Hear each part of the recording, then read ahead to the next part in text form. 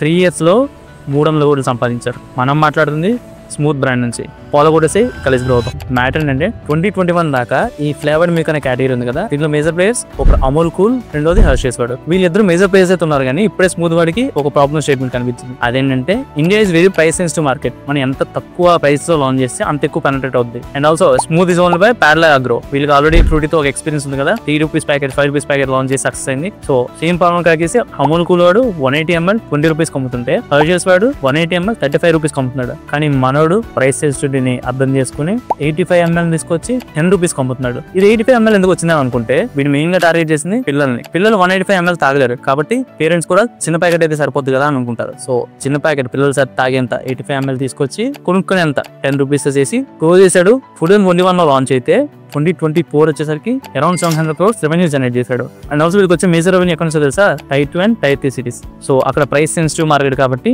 మంచిగా వర్కౌట్ అయింది. ప్రస్తుతానికి అయితే హర్షీస్ లో కానీ అమూల్ లో కానీ 10 రూపీస్ ప్యాకెట్ లేరు. కానీ వీళ్ళు కూడా మెల్లగా వస్తారు, ఎందుకంటే మార్కెట్ గ్రో అవుతుంది కదా. కస్టమర్ ని ప్రొడక్ట్ డిసైడ్ చేస్తుంది. ఇలా మరింత కోసం ఫాలో కొడండి. ఫాలో కొట్టకపోతే మళ్ళీ మన కామెంట్ చూడలేదు.